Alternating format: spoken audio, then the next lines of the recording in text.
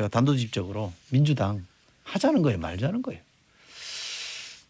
애매하게 얘기하지 마시고. 이제 저는 적절치 않은 주장이라고 생각합니다. 안 된다? 안 된다고 저는 오케이. 생각합니다. 네. 많은 당원들께서 항의하셨고 저도 뭐 항의 문자를 많이 받았는데요. 어쨌든 지금은 이 사면이라는 것도 결국은 정치적인 행위 아닙니까? 이 정치적인 행위는 찬반이 있고 또 좀 국론이 또 나뉠 수 있습니다. 국민 통합을 위해서 한다고 하지만 결국은 대통령의 정치적 행위고 이것에 대해서는 찬반이 갈릴 수 있기 때문에 옳지 않는 때에 맞지 않다고 생각하고 지금은 우리 국민 모두가 국회도 마찬가지지만 이 코로나 극복하는데 온 힘을 다하고 있지 않습니까? 국민들께서 너무너무 힘들어하시고 그럼에도 불구하고 코로나 이 방역에 최선을 다하기 위해서 이 강력한 거리두기 같은 경우는 17일까지 연장한 상황 아닙니까? 정치권이 또다시 싸우는 모습으로 국민들께 비춰지는 건 옳지 않다. 지금은 코로나 방역과 민생이 올인할 때라고 생각합니다. 그 우리 역사를 보면은 대통령의 사면권이라는 게 헌법에 있기 때문에 존중되어 왔습니다만 점점점 이렇게 민주주의가 성숙해 가면서 그 대통령의 사면권을 제한하자는 얘기들이 계속해서 있지 않습니까?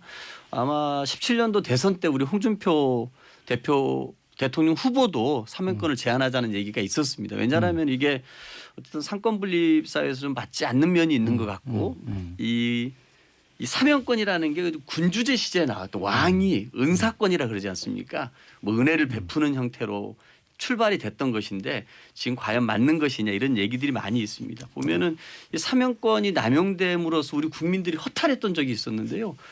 2009년 말에 이명박 대통령이 이건희 삼성 회장을 딱 한 명 특별 사면을 합니다.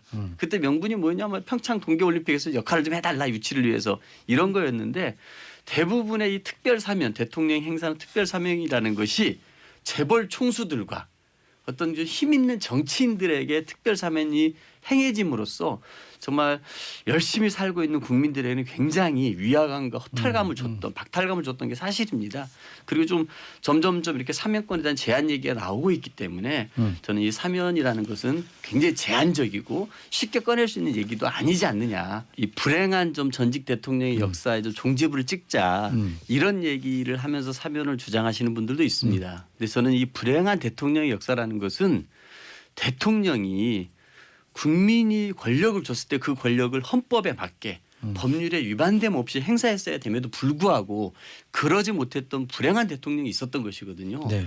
저는 이런 대통령의 역사를 종지부를 해야지 죄를 짓고 감옥에 가 있는 대통령을 사면해 주는 것으로서 불행한 대통령을 없애자. 이건 저는 옳지 않다고 봅니다. 알겠습니다.